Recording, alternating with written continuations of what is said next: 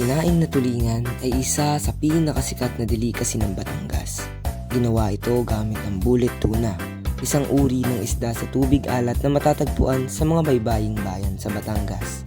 Ang isda ay mabagang niluto sa isang palayok. Ang resultang ulam ay maalat at masarap na perpekto sa kanin.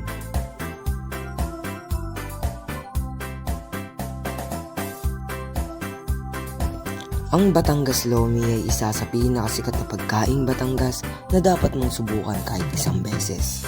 Nagtatampok ito ng makapal na egg noodles na niluto sa masaganang sabaw at may iba't ibang topping, kabilang ang mga balat ng baboy o tiyan ng baboy, manok at hipon. Madalas itong pinalamutian ng dinurog na chicharon, kaluskos ng baboy at hiniwang pinakulo ang itlog.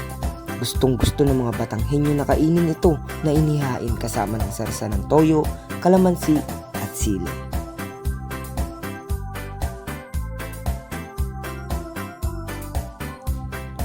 Ang pinaltok o bilo-bilo ay isang Pilipinong dessert na gawa sa maliliit na malagkit na bola. Ito'y matamis na malagkit na harina ng bigas na binilog sa pamamagitan ng pagdaragdag ng tubig, sagata ng nyog at asukal. Pagkatapos ay dinagdag ang langka, saging na saba, kamote, taro at sago. Ang pinagmulan ng bilo-bilo ay sa Luzon na siyang hilagang isla ng Pilipinas. Ito ay karaniwang at tradisyonal na kinakain ng mainit habang ang iba ay mas gusto kumain ng malamig pagkatapos ng pagpapalamig.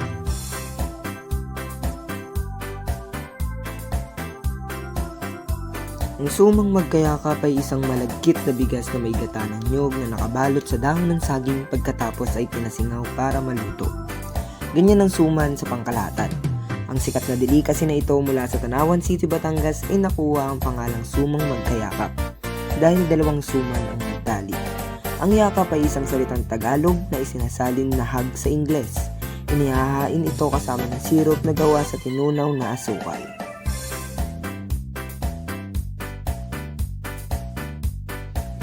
Ang buko pandan juice, isang paboritong juice ng mga Pinoy na tinatangkilik sa mga pagtitipon at espesyal na okasyon.